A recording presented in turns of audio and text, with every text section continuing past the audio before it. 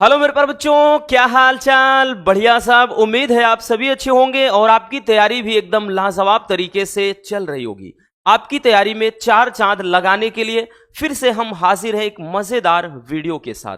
प्यारे बच्चों, बहुत सारे स्टूडेंट के कमेंट आ रहे थे, आप सबके कमेंट्स आ रहे थे कि केमिस्ट्री का क्वेश्चन पेपर काफी दिनों से नहीं आया है, सो उसको सॉल्व करवा दीजिए। तो अपने प्यारे रसगुल्लों के कहने पर आज के इस वीडियो में हम केमिस्ट्री का न्यू पैटर्न पर आधारित मॉडल पेपर लेकर के आए हैं और इससे एक आइडिया लग जाएगा भैया कि किस तरीके से आपका पेपर होगा, क्योंकि ये नए पूरे सिलेबस पर एक नया पैटर्न पर तैयार किया गया पेपर है भैया, इसलिए आपके लिए बहुत ज़्यादा हेल्पफुल होने वाला है। इससे आइडिया लग जाएगा कि कितने प्रश्न होंगे, कौन सा प्रश्न कितने नंबर का होगा, किस टाइप के प्रश्न पूछे जाएंगे, सारी चीज़ें क्या है आपके माइंड में अच्छे से स्टोर हो जाएगी। और हाँ, इतना ज़रूर कहेंगे कि आज का जो पेपर है ना भैया, उसका पैटर्न थोड़ा क्या है, टफ है। हमने टफ थोड़ा रखा है, वो इसलिए बच्चों क्योंकि वहाँ पर हर एक पेपर आसान ही नहीं होता है। अब हर एक पेपर की मतलब की बात कर ले भैया, वो इसलिए क्योंकि हर साल 5 से 7 सेट बनते हैं और उनमें से बच्चों जनरली ऐसा देखने को मिला है हर साल कि 4 से 5 सेट एकदम आसान होते हैं। एकदम आसान का मतलब इतना कि हर एक स्टूडेंट कर लेता है, ठीक ठाक रहता है। बट अगर बात कर लें तो 2 से 3 सेट इतने टफ होते हैं कि 70 में 35 से 40 नंबर का करना भी मुश्किल हो जाता है। यानी सब आते रहते हैं बट थोड़ा क्या है, क्वेश्चन को घुमा फिरा कर इधर उधर मतलब बहुत डिफिकल्ट बना दिया जाता है। ठीक है, बाकी जो पढ़ा है वो तो कर ही लेगा, लेकिन हाँ जो एवरेज है भाई, मतलब ये कह सकते हैं जिनकी पढ़ाई केवल ठीक ठाक है, नाम मात्र की है, तो उनका तो भैया पसीना छूट जाएगा। ठीक, इसलिए थोड़ा टफ रखा है ताकि आपको पहले से ही पता रहे भैया, आप तैयारी में रहें, उस अकॉर्डिंग अपनी तैयारी करते रहें। ठीक है, तो देखिए पूरा का पूरा भैया सेम पैटर्न आपका यही होगा। यहां पर बच्चों आपका रोल नंबर आपको फिल करना होगा, ऐसे करके जो कुछ भी है डाल देंगे, वहां पर दिया रहेगा। नाम यहां पे भैया, ठीक है, नाम क्या रखेंगे, लड़की हैं जलेबी बाई, है ना, नहीं तो चिन्ना स्वामी, मुत्तो स्वामी, वेणुगोपाल अय्यर, सब में यही नाम लिखना है। अरे नहीं बबुआ, अपना नाम फिल करना है। ठीक है, उसके बाद ये तो पृष्ठों की संख्या देगा, ये सेट नंबर दिया रहेगा, ये आपको कॉपी में भरना भी होता है भैया। ठीक, सारी चीजें ये तो 347 AL ऐसे करके, तो 346 XA, 345 BA ऐसे करके आपका रहेगा। 2025 का रसायन विज्ञान का ये भैया आपका पेपर है और ये नए पैटर्न पर आधारित है। आपको बोल दिया पहले भी कि एकदम न्यू पैटर्न पर ये बेस्ड है क्वेश्चन पेपर। पूर्णांक रसगुल्लों आपका 70 का रहने वाला है। ठीक है, और यहां पर भाई आपका समय वगैरह दिया रहेगा। ठीक है, चलिए ऊपर चलते हैं। ठीक, तो आपके ध्यान देना, ये बेसिक से इंस्ट्रक्शन दिए रहेंगे बच्चों। ये आपके बेसिक से इंस्ट्रक्शन की समय 3 घंटे 15 मिनट, 3 घंटे 15 मिनट का ये वक्त आपको दिया जाएगा। नोट में बोल देगा कि प्रारंभ के 15 मिनट परीक्षार्थियों को प्रश्न पत्र पढ़ने के लिए निर्धारित हैं। मतलब 15 मिनट आपको क्वेश्चन पेपर पढ़ना होगा केयरफुली। वो इसलिए ताकि जितने भी ये इंस्ट्रक्शन दिए गए हैं आप आराम से उनको समझ सकें, जिससे सभी प्रश्न अनिवार्य हैं और प्रत्येक प्रश्न के निर्धारित अंक उनके सामने दिए गए हैं।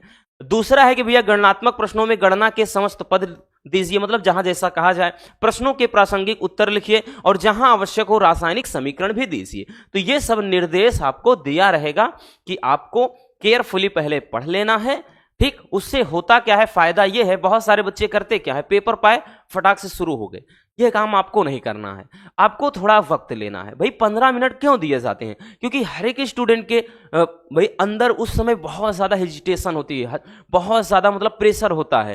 ठीक है, ऐसे दिल धक धक करता रहता है ना, धक धक करने लगा मोरा जियरा जरने लगा, क्योंकि वहां पर हर एक स्टूडेंट यही सोचता है पेपर कैसा होगा, क्या बहुत ज्यादा टफ प्रश्न आएंगे, हमारी तैयारी ही नहीं ठीक हुई है, कैसे होगा, क्या हम पास हो जाएंगे। तो ये सारी आपकी मतलब बहुत सारी विचारधाराएं आपके मन में उमड़ रही होती हैं। तो पहले जब 15 मिनट में पेपर को आप पढ़ लोगे, धीरे धीरे जो धड़कने हैं ना वो अपने मतलब नॉर्मल कंडीशन में आने लगेंगी। फिर आपको लगेगा हाँ यार पेपर तो ठीक है, फालतू का टेंशन लेकर बैठे हैं। ठीक, दिमाग में यही होना चाहिए कि मैं कर सकता हूं, सब आएगा, है ना, सब आएगा, कोई नहीं छूटेगा, ये माइंडसेट होना चाहिए। तो ये सब हो गया बबुआ। चलिए आगे चलते हैं भैया। अब देखिएगा पहला प्रश्न शुरुआत होता है बच्चों पहले प्रश्न का। ठीक, पहला प्रश्न है कि भाई पहला जो होगा ऑब्जेक्टिव होगा कि इस प्रश्न के प्रत्येक खंड में 4 विकल्प दिए गए हैं और सही विकल्प चुनकर उसे अपनी उत्तर पुस्तिका में आपको लिख देना है। ठीक, पहला है बबुआ कि Fe है। Fe बोले तो आयरन क्या है? S ब्लॉक का तत्व है, P ब्लॉक का तत्व है, D ब्लॉक का तत्व है या फिर F ब्लॉक का। तो भैया S और P ब्लॉक तो वैसे भी हमारे सिलेबस में नहीं है, गायब है। ठीक, तो और D और F ब्लॉक बचा है। तो भैया अगर हम बात करें D ब्लॉक का जो तत्व होता है उसे क्या कहते हैं, मतलब क्या होता है, ये संक्रमण तत्व। ठीक, और F ब्लॉक का अंतः संक्रमण तत्व। ठीक, और F ब्लॉक के अंतर्गत तो आपके कौन आते हैं? F ब्लॉक में तो भैया लैंथेनाइड आता है और भाई दूसरा एक्टिनाइड। कौन सा? एक्टिनाइड। तो लैंथेनाइड एक्टिनाइड इसमें आते हैं, बाकी बचा हुआ है तो डी ब्लॉक का तत्व। तो भैया ये क्या है? डी ब्लॉक एलिमेंट्स है, यानी आयरन डी ब्लॉक का तत्व हो जाएगा। आई बात समझ में? चलिए भैया आगे चलते हैं, अगला क्वेश्चन देखते हैं रसगुल्लों। क्या है अगला क्वेश्चन हमारा? ध्यान पूर्वक देखिएगा बबुआ। नेक्स्ट क्वेश्चन, ठीक है, नेक्स्ट क्वेश्चन देखिए, कह रहा है कि अधिकतम ऑक्सीकरण अवस्था प्रदर्शित करने वाला विन्यास कौन सा है? मैक्सिमम कह रहा है कि भैया अधिकतम ऑक्सीकरण अवस्था प्रदर्शित करने वाला कौन सा तत्व है? 3D3 4s2 या फिर 3D5 4s2 या फिर 3D5 4s1 या फिर 3D6 4s2। देखिए अगर ऐसे में तो नहीं समझ में आएगा। अधिकतम ऑक्सीकरण दर्शाने वाला मैग्नीज होता है Mn, और Mn के भैया बाह्य कोश का इलेक्ट्रॉनिक विन्यास होता क्या है कि ये 4s2 और 3D5 होता है ये। और ऐसा किसमें दिख रहा है? तो भैया 4s2 तो इसमें भी है, उसमें भी है, इसमें भी है, लेकिन 3D5 तो यहां पे 3 है, यहां पे 6 है, यहां पे ये है। तो भैया यही वाला क्या हो जाएगा? सही विकल्प हो जाएगा। ठीक है, अधिकतम ऑक्सीकरण अवस्था दर्शाने वाला तत्व कौन सा है? आपका मैग्नीज है। इसका बाह्य कोश का इलेक्ट्रॉनिक विन्यास ये सामने है। ठीक, चलिए आगे चलते हैं बबुआ, आगे देखते हैं भैया आगे क्या है। देखिए अगला क्वेश्चन कह रहा है कि किसी भी गैल्वेनिक सेल में लवण सेतु को हटा देने पर सेल का वोल्टेज क्या हो जाएगा? कह रहा है कि अचानक शून्य हो जाएगा, धीरे धीरे घटता है, तीव्र गति से बढ़ता है या फिर अपरिवर्तित रहता है। देखिए किसी भी गैल्वेनिक सेल की बात कर लें तो गैल्वेनिक सेल में अगर लवण सेतु को हटा लिया जाए तो लवण सेतु को हटा देने पर भैया उसका जो वोल्टेज होता है वो अचानक से गिर जाता है, यानी अचानक से एकदम से शून्य हो जाएगा। ठीक है ना? आई बात समझ में? कोई दिक्कत नहीं ना? चलिए आगे चलते हैं। देखिए क्वेश्चन सब आसान है भैया, इसीलिए कहते ना बस थोड़ा सा मेहनत करना है और कुछ नहीं। इसलिए ज्यादा से ज्यादा इस टाइम बच्चों more and more practice then you can do everything. ज्यादा से ज्यादा प्रैक्टिस, बस आप सब कुछ कर सकते हो। ठीक है, बिना भाई कह देना कि बिना प्रैक्टिस के कुछ भी नहीं होने वाला है। ज्यादा से ज्यादा प्रैक्टिस, पता चले एक बार दो बार में भाई अरे छोड़ो यार बंद करो, तो भैया कुछ भी नहीं हो सकता, याद रखना।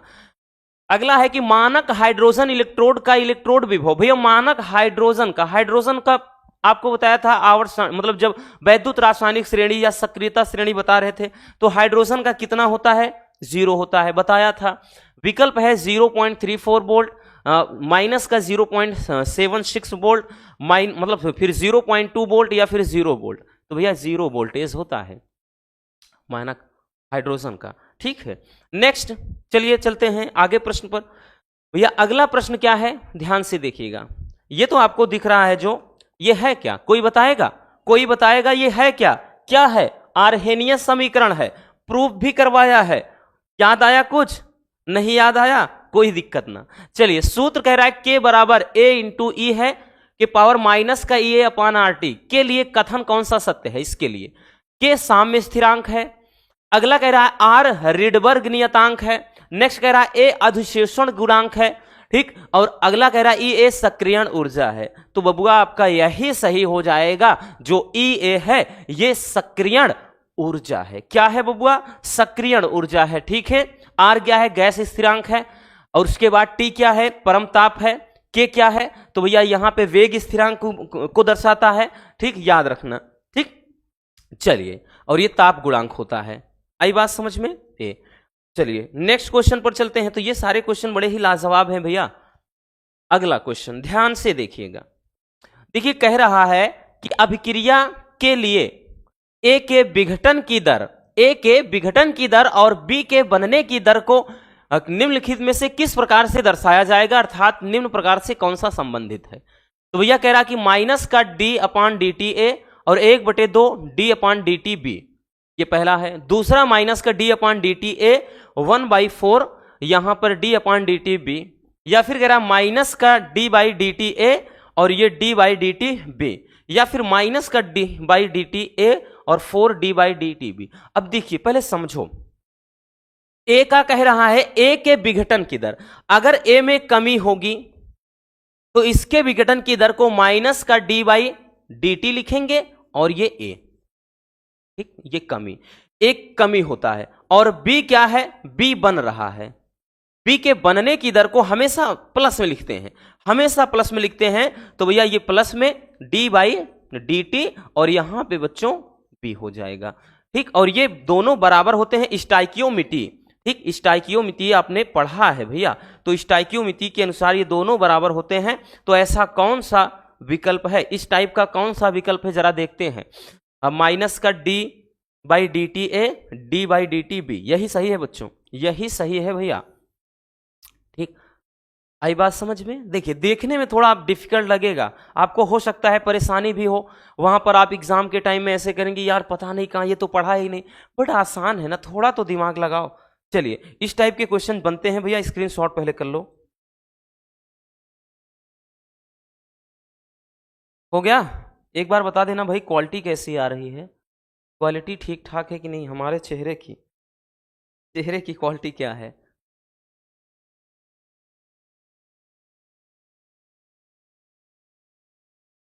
हाँ, चेहरे की क्वालिटी तो सही समझ में आ रही है। चलिए भैया हो गया बच्चों, आगे चलते हैं नेक्स्ट क्वेश्चन पर भैया।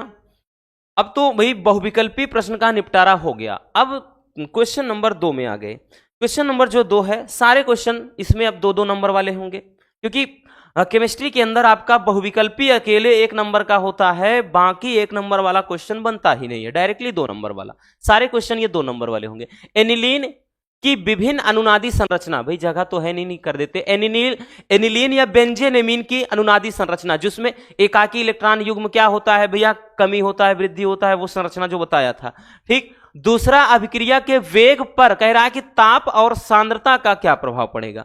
तो भाई देखिए अभिक्रिया के वेग पर ताप और सांद्रता का प्रभाव पूछ रहा है, तो भैया ताप बढ़ाने पर अभिक्रिया का वेग बढ़ जाएगा, वेग बढ़ जाएगा, ठीक है, ताप बढ़ाने पर अभिक्रिया का वेग क्या हो जाएगा, बढ़ जाएगा। दूसरा है भैया सांद्रता, दूसरा क्या है, सांद्रता। तो भैया सांद्रता बढ़ाने पर क्या होगा, तो सांद्रता बढ़ाने पर भी वेग बढ़ जाएगा, अभिक्रिया का वेग बढ़ जाएगा, याद रखना, ठीक है, हो गया। चलिए आगे क्वेश्चन है, अगला क्वेश्चन कह रहा है कि 1 मिनट इसको थोड़ा हटा देते हैं। अगला क्वेश्चन क्या कह रहा है भैया, ध्यान से देखिए, कह रहा है कि K4FeCN6 के जलीय विलयन में उत्पन्न आयनों को लिखिए और इस यौगिक में Fe की ऑक्सीकरण संख्या कितनी हो जाएगी। देखिए बच्चों ये क्वेश्चन भी बड़ा ही प्यारा सा है, ये क्वेश्चन भी बड़ा ही प्यारा सा है। अगर बात कर ले भैया तो ये पूरा का पूरा प्लस में हो जाएगा, तो ये पूरा माइनस, क्योंकि ये 2 पार्ट में डिवाइड हो जाता है, ये प्लस में रहेगा तो ये माइनस में।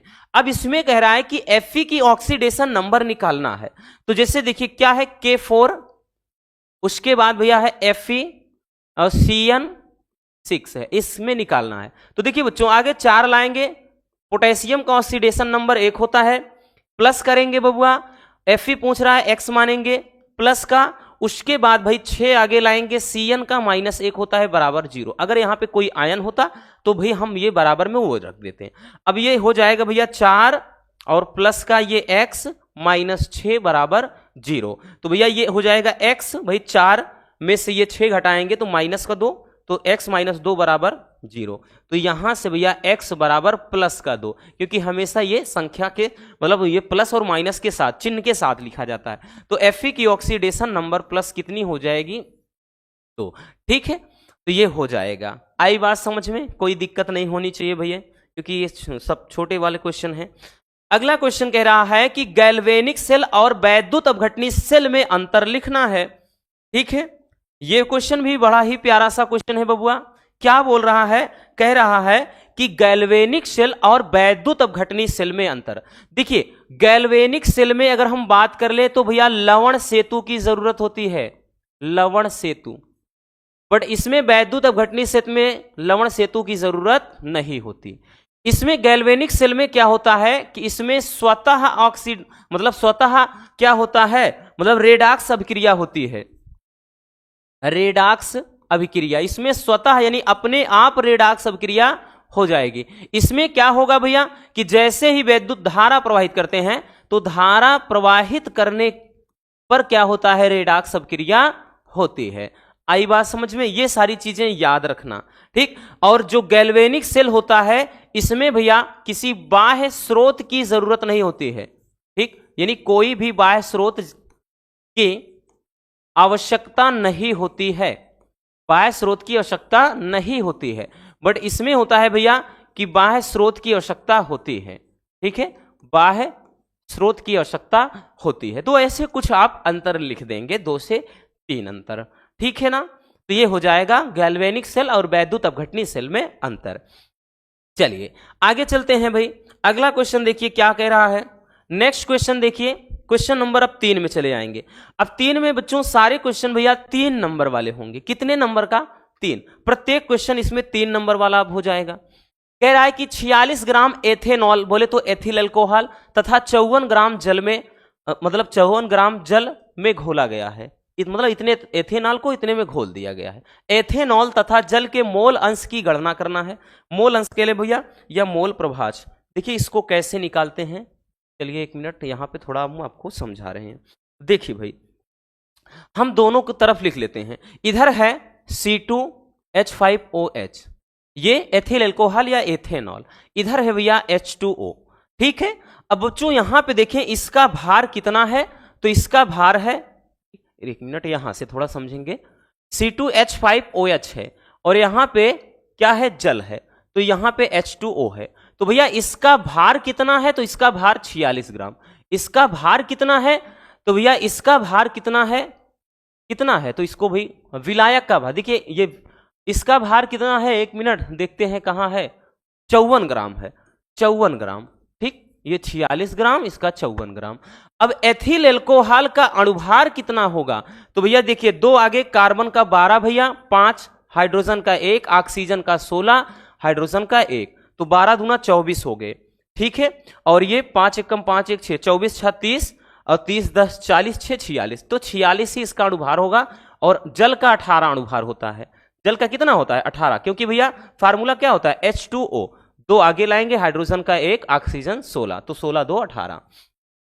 अब इसका मोल अंश निकाल लेंगे, तो हम मान लेते हैं इस वाले को A घटक मान लेते हैं, इस वाले को B। तो यहां पे समझो Na निकालेंगे तो इसका भाई मोलों की संख्या भार बटे अणुभार यानी 46 बटे 46, तो Na यानी एथिल अल्कोहल वाला कितना मोल आ गया, 1 मोल, कट गया। इसी तरह से जल वाला निकाल लेंगे, भार बटे अणुभार यानी 54 बटे 18, तो 18 3 54, तो NB बराबर कितना, ठीक 3 हो गया। अब भाई इसका निकाल लेते हैं एथेनॉल का मोल अंश, तो इसको काई A या X A कुछ भी मान लीजिए।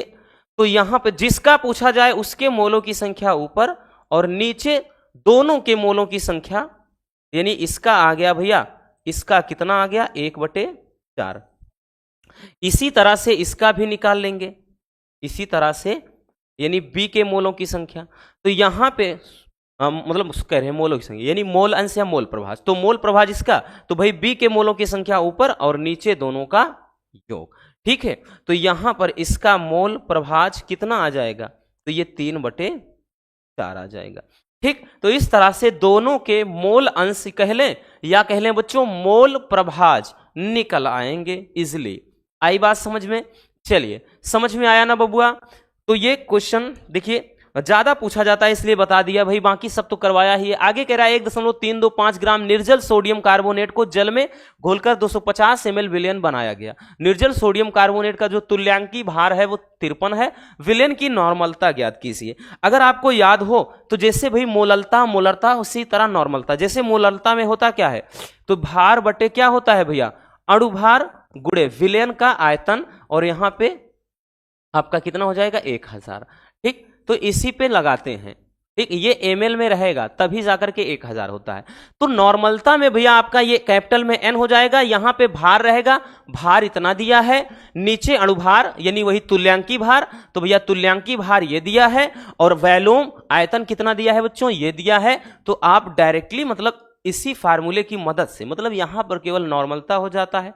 ठीक है, बस। और यहां पे क्या हो जाएगा, अब जो ये अणुभार है यहां पर तुल्यांकी भार हो जाता है। बाकी इसी फार्मूले पर आप आराम से क्या है इसको भी निकाल लेंगे। ठीक है, चलिए आगे देखते हैं भैया कि फिनॉल के महत्वपूर्ण अनुप्रयोगों का उल्लेख करना है। तो फिनॉल के अनुप्रयोग भैया एक तो होता है रेशम उद्योग में, रेशम उद्योग में होता है भैया। दूसरा बात कर ले भैया औषधि बनाने में भी होता है। ठीक, तीसरा अगर हम बात कर ले तो ये तीसरा जैसे मतलब बहुत सारे अन्य मतलब क्या कहते हैं मतलब बहुत सारे अन्य कार्बनिक यौगिक बनाने में इनका प्रयोग किया जाता है। ठीक है, इसके अलावा भी जैसे कीटनाशी के रूप में भी होता है। तो ये क्या हो जाएगा, उपयोग हो जाएगा। ठीक, चलिए अगला क्या कह रहा है कि हार्मोन्स, मतलब हमारे शरीर में हार्मोन्स की क्या भूमिका है। देखिए हार्मोन्स क्या है, बहुत ही सिंपल तरीके से आपको समझाया था बबुआ। ठीक है, याद है हार्मोन्स क्या है, तो हार्मोन्स में बताया था कि अंतःस्रावी यानी शरीर में अंतःस्रावी ग्रंथियों द्वारा स्रावित ये पदार्थ होते हैं। यानी ये बाहर से शरीर को नहीं, मतलब शरीर में बाहर से ये नहीं आते हैं, ये शरीर के अंदर ही अंतःस्रावी ग्रंथियों के द्वारा स्रावित होते हैं। और ये इनका काम क्या है कि शरीर की जो भी उपापचयी क्रियाएं होती हैं उनका नियमन करना। यानी ये करते क्या है कि जैसे ही भाई इनकी जरूरत होती है ये तुरंत निकलेंगे और जहां पर मतलब लक्ष्य कोशिकाओं तक पहुंचते हैं और अपना काम करते हैं, और काम करने के बाद फिर से नष्ट हो जाते हैं। हार्मोन्स ऐसे ही होता है, जैसे भाई किसी को गुस्सा आ जाता है तो हार्मोन्स के कारण, किसी को प्रेम बहुत ज्यादा आ रहा है किसी के ऊपर, हार्मोन्स के कारण, ये सारी चीज, पसीना हो रहा है हार्मोन्स के कारण। तो ये सारी चीजें हार्मोन्स के कारण। अगर ये एक बार जैसे हमने बताया ना, जहां पहुंचेंगी अपना काम संपन्न होने के बाद खत्म हो जाते हैं। नहीं तो पता चले कोई गुस्सा हो जाता, पता चले 5-10 साल गुस्सा ही रहता है ना, तो ऐसा होता। तो ये हार्मोन्स होते हैं। समझ में आया कि हार्मोन्स क्या है, इनकी भूमिका भैया। चलिए आगे चलते हैं, अगला देखते हैं बच्चों। अगला क्या है, ये क्वेश्चन नंबर 4। अब भैया यहां से सारे क्वेश्चन 4 नंबर वाले बन जाते हैं। ठीक है, ये 4 नंबर वाले होते हैं, शायद यही 4 है या 3 है, हाँ क्लियर नहीं है। ठीक है, बट हाँ हमारे ख्याल से ये 4 ही है, क्योंकि लघु उत्तरी में एक 3 नंबर का आता है और एक 4 नंबर का आता है। ठीक, तो कह रहा है कि 4 के काम में है रोजेनमुंड अपचयन पर टिप्पणी। देखिए रोजेनमुंड अपचयन की बात कर ले भैया, तो ये अभिक्रिया बताया है आपने एल्डिहाइड वाले चैप्टर में।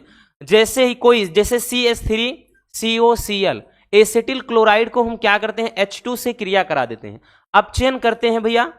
ठीक, इसका क्या करते हैं, अपचयन, किसकी उपस्थिति में, जैसे PD यानी पैलेडियम या फिर बेरियम सल्फेट की उपस्थिति में जब इसका भैया अपचयन होता है तो क्या बन जाता है, CH3CHO एल्डिहाइड बन जाता है। CH3 और उसके बाद C, यहां से एक H निकाल लो, एक O, अब यहां H बचा और Cl बचा, तो HCl। तो यही क्या हो जाता है, यही रोजेनमुंड अपचयन अभिक्रिया होती है ना। बाकी आगे और कुछ दिया है, ठीक, इसको देख लेना कि भैया इसका इसके की उपस्थिति में जल की अभिक्रिया का केवल समीकरण लिख देना है। नेक्स्ट क्वेश्चन पर आ जाते हैं भैया। अगला क्वेश्चन देखते हैं बबुआ। अगला क्वेश्चन क्या बोल रहा है, ध्यान से समझिएगा बच्चों। नेक्स्ट क्वेश्चन कह रहा है कि अभिक्रिया की आणविकता तथा अभिक्रिया की कोटि में अंतर लिखना है। तो भैया कोटि और आणविकता में बहुत ही सिंपल तरीके से आपको हम अंतर समझाए थे, अगर याद हो। आणविकता और कोटि में अंतर बहुत ही बढ़िया तरीके से बताया गया था बबुआ, दोनों चीजें। ठीक, अब देखिए कोटि में बात कर लें तो ये घातों का योग होता है, का योग, घातों का योग ही कोटि है। आणविकता में क्या है? अभिकारक में भाग लेने वाले अणुओं की संख्या, अभिकारक में भाग लेने वाले अणुओं की संख्या ही क्या कहलाती है? आणविकता। ठीक, अणुओं की संख्या, ये आणविकता होती है। दूसरी अगर हम बात कर ले भैया, तो कोटि क्या है? तो यह भिन्नात्मक, ठीक, उसके बाद धनात्मक, ऋणात्मक, भिन्नात्मक हो सकता है,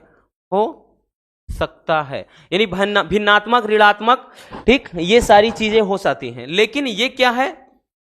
एक मिनट, ये पहला ही था। ठीक, इसमें क्या होता है कि यह एक पूर्णांक संख्या होती है, हमेशा भैया याद रखना, एक पूर्णांक संख्या ही होगी। उसके बाद अगर हम अगला बात कर ले भैया, तो इसका मन मतलब ये अभिक्रिया की जो कोटि है यह शून्य हो सकता है, अभिक्रिया की कोटि शून्य हो सकती है, याद रखना। बट इसको अगर बात करें भैया, तो यह कभी शून्य नहीं हो सकता, अभिक्रिया की जो आणविकता है कभी शून्य नहीं हो सकती। तो कोटि और आणविकता में अंतर, और सारे अंतर हैं, बट इतना याद रखना आप। ठीक, ये चीज समझ में आया। उसके बाद एक आपका आगे दिया है कि अभिक्रिया H2 + Cl2, ये 2HCl, ये शून्य कोटि की अभिक्रिया है, तो इसका वेग समीकरण, क्या हो जाएगा? तो भाई R बराबर ही, या दर कह लें या वेग समीकरण K हो जाएगा। उसके बाद यहां पे क्या है? H2 है, H2 लिख लिया, और Cl2 है, Cl2 लिख लिया। अब भाई शून्य कोटि के है तो कोटि शून्य हो गया, तो यही क्या हो जाएगा? इसका वेग समीकरण हो जाएगा। ठीक है, आई बात समझ में? तो ये हो जाएगा। देखिए बहुत ज्यादा डिफिकल्ट नहीं होगा बच्चों, पेपर आपका इससे भी कहीं ना कहीं आसान ही मिलेगा। ठीक, क्वेश्चन एकदम से लाजवाब होते हैं, बस ये आप पर निर्भर करता है कि भाई आप किस तरह से मेहनत कर रहे हैं। इसीलिए कहते ना कि भाई बिना मेहनत के कुछ भी नहीं मिलता मेरे दोस्त। कुदरत चिड़िया को भी खाना देता है, लेकिन घोंसले में नहीं। तो आपको घर से निकलना पड़ेगा। घर से निकलने का मतलब ऐसे थोड़ी कह रहे हैं कि जाके हिमालय पर पढ़ो, अरे नहीं, घर से निकलने का मतलब कि भाई मेहनत करो। ठीक है, चलिए आगे देखते हैं। आगे भैया क्या है? अगला क्या है? कह रहा है कि सेल के विशिष्ट प्रतिरोध तथा चालकत्व की परिभाषा। देखिए भाई, विशिष्ट प्रतिरोध की बात कर ले, रो बराबर क्या होता है? फार्मूला RA/L, यही हो जाता है। परिभाषा जब कैसे लिखते हैं? अगर इसी में A बराबर हम मान ले 1 मीटर स्क्वायर या 1 सेंटीमीटर स्क्वायर, चाहे जो मानो, L बराबर 1 मीटर मान ले। परिभाषा देखिए कैसे बनेगा।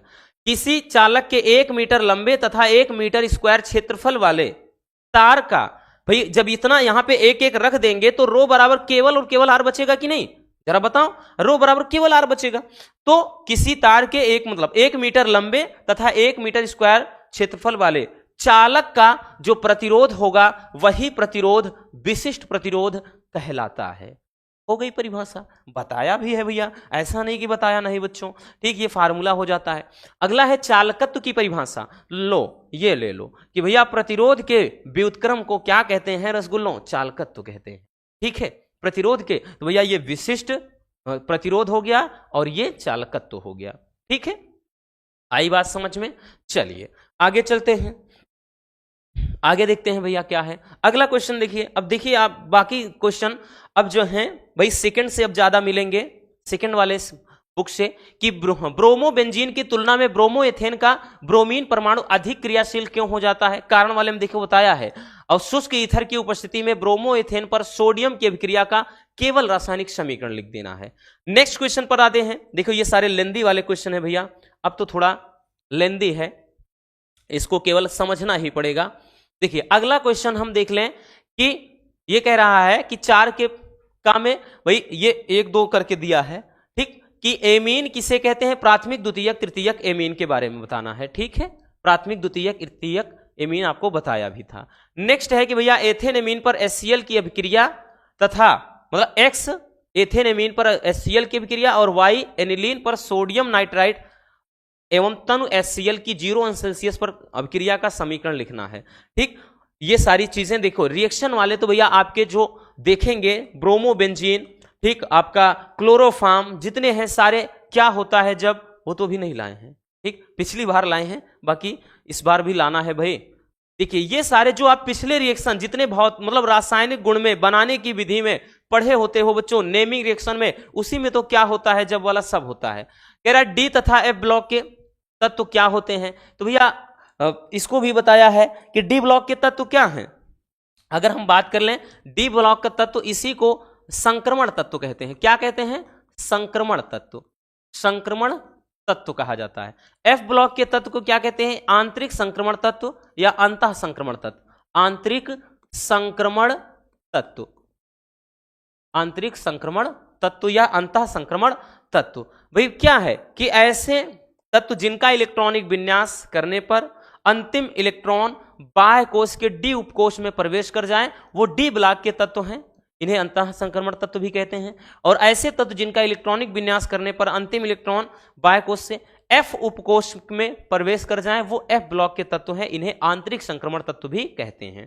ठीक, अगला है कि भैया डी ब्लॉक तथा एफ ब्लॉक के तत्वों का सामान्य इलेक्ट्रॉनिक विन्यास क्या होता है, ये आपको बताना है। तो भाई डी ब्लॉक के तत्व की बात कर लें तो ये डी ब्लॉक वाला क्या होता है, तो डी ब्लॉक का तत्व होता है भैया n-1 इंटू डी, ठीक, 1 से लेकर के ये 10 तक, उसके बाद ns 1 से 2 तक।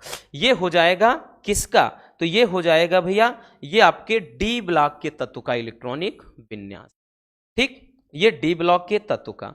अब है भैया एफ ब्लॉक, एफ ब्लॉक, तो एफ ब्लॉक के जो तत्व के इलेक्ट्रॉनिक विन्यास की बात कर लें तो इसका जो इलेक्ट्रॉनिक विन्यास होता है n-2 का एफ 1 से लेकर के 14 तक, फिर n-1 इंटू डी, ये 0 से 1 तक, और उसके बाद भैया ns2 होता है। ठीक, ns2 होता है। ये हो जाएगा आपका एफ ब्लॉक के तत्व का इलेक्ट्रॉनिक विन्यास। क्या हो जाएगा भैया? एफ ब्लॉक के तत्व का इलेक्ट्रॉनिक विन्यास हो जाता है। तो ये सब काम की चीजें हैं, ये बार बार मतलब रिपीट हुए हैं, तो इसलिए इनको भैया बिल्कुल भी मिस नहीं करना है, अच्छे से समझ लीजिए।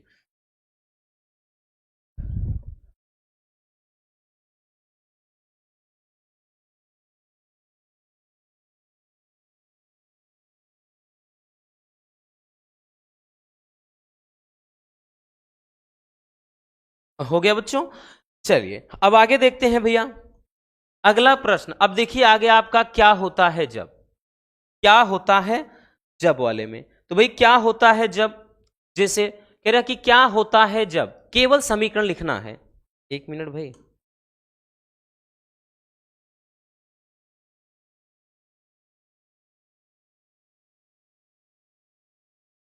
देखिए क्या होता है जब में भाई एथेनॉल को सोडियम ब्रोमाइड और सांस सल्फ्यूरिक अम्ल को क्या करना है, मतलब सांस सल्फ्यूरिक अम्ल के साथ क्रिया करा देना है। टॉलुइन की अभिक्रिया Fe चूर्ण की उपस्थिति में तथा अंधकार में Cl2 गैस के साथ कराई जाती है, और बेंजीन डाइओजोनियम क्लोराइड की जल से क्रिया कराई जाती है। तो इनका रासायनिक समीकरण आपको बताना है। ठीक है, चलिए आगे देखते हैं भाई। ये आपका एक और है 4 कि 2 ब्रोमोपेंटेन को एल्कोहलिक KOH के साथ गर्म किया जाता है। ठीक, और बाकी का यहां अगला क्वेश्चन अगर देख लें भाई, अब बोला ना कि जितने क्वेश्चन है सारे के सारे लॉन्ग वाले होंगे, याद रखना। अब लॉन्ग वाले हों, जैसे अगला क्वेश्चन देखिए कह रहा है कि इसमें कि वाष्प दाब में अवनमन संबंधी राउल्ट का नियम लिखना है। तो भाई राउल्ट का नियम लिखना है, और यहां पर एक दिया है 293 केल्विन ताप पर शुद्ध जल का वाष्प दाब इतना दिया है, और 293 केल्विन ताप पर 450 ग्राम जल में 25 ग्राम एल्कोहल मतलब ग्लूकोज घोलने पर विलयन के वाष्प दाब की गणना करना है। तो जो एक फार्मूला होता है ना भैया, P0 माइनस PS अपान P0 बराबर ये W/M होता है गुणे, तो ये क्या हो जाता है कैपिटल M अपान कैपिटल W।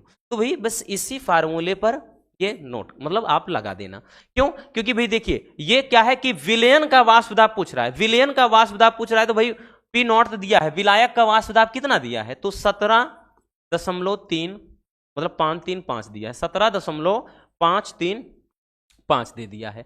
उसके बाद अगर देखें तो भैया W का मान, विलेय का भार कितना है, इतने ताप पर इतना ग्राम जल में 25 ग्राम ग्लूकोज, तो 25 ग्राम विलेय है। और इसका अणुभार कितना होता है ग्लूकोज का, तो भैया ग्लूकोज C6H12O6 होता है।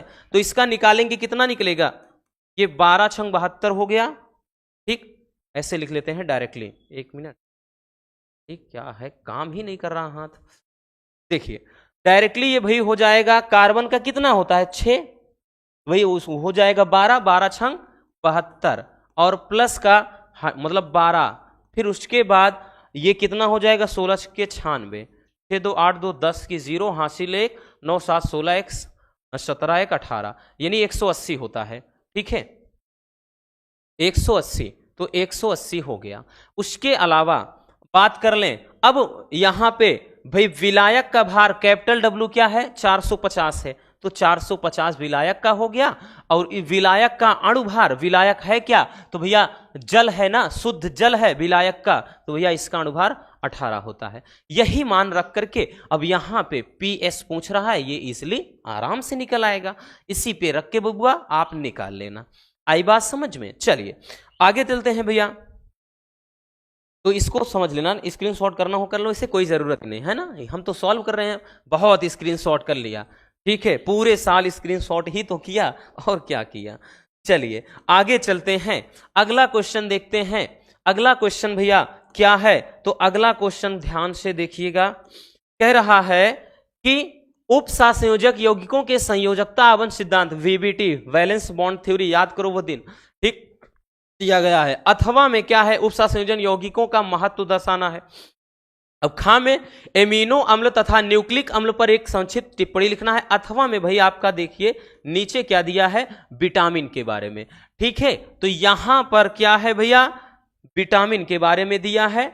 आगे चलते हैं, अथवा में देखिए क्या दिया है बच्चों, अथवा में आपका दे दिया है भैया कि निम्नलिखित विटामिन के स्रोत तथा इन विटामिनों की कमी के कारण होने वाले रोग का उल्लेख। अभी देखो विटामिन और विटामिन के भैया हमने बताया प्रकार, इसकी कमी से रोग, रासायनिक नाम, स्रोत, सब ट्रिक के माध्यम से समझाया था, अगर आपको याद हो, है ना। दूभर पातर पिया में विटामिन की कमी है।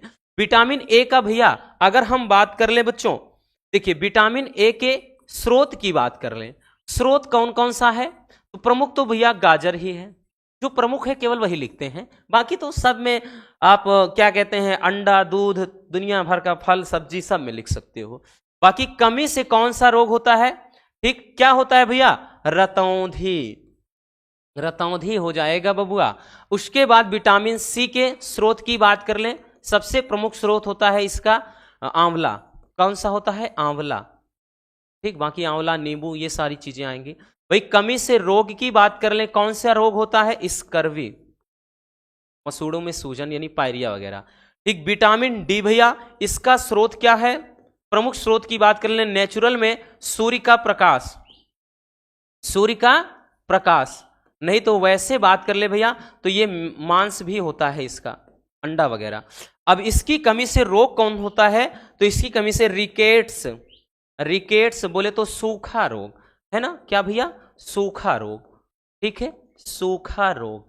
अब उसके बाद आ जाए विटामिन ई, विटामिन ई का स्रोत जो होता है सबसे प्रमुख स्रोत बीज, यानी जितने बीज वाले चीजें होते हैं, मतलब जैसे ड्राई फ्रूट्स आप खाते हैं, काजू, बादाम, मूंगफली, उसके बाद क्या कह लें भैया, जैसे हो जाएगा जैसे मूंग हो गया, दलहन वाली चीजें सारी, ये विटामिन ई हो जाएगा। विटामिन ई की कमी से कौन सा होता है, तो नपुंसकता,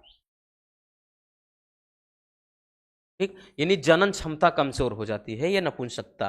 ठीक है, आगे है विटामिन के, विटामिन के की बात कर लें तो इसका जो स्रोत है वो हरे पत्तीदार सब्जी, ठीक, ये हरी पत्तेदार सब्जी,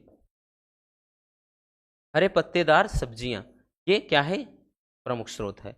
भैया कमी से कौन सा रोग, तो कमी से रक्त का थक्का ना बनना, रक्त का थक्का ना बनना, थक्का ना बनना, ठीक, ये चीज, ये कमी से रोग। आई बात समझ में। और विटामिन एक छोड़ दिया है, विटामिन बी है, तो विटामिन बी क्या होता है भैया, बी में बात कर लें तो जैसे आपका हो जाएगा पनीर, दूध, अंडा वगैरह, और उसकी कमी से बेरी बेरी होता है जो लकवा रोग होता है। ठीक है, ये हो जाएगा आपका विटामिन। ठीक, चलिए स्क्रीनशॉट करना हो एक बार कर सकते हैं। बाकी भैया आगे अगर आ जाते हैं, अब आपके देखिएगा 7वें में अगर देख लें, 7वें में अगर आप देख लें, आया ही नहीं, 7वें में अगर आप देख लें बच्चों क्या पूछ रहा है।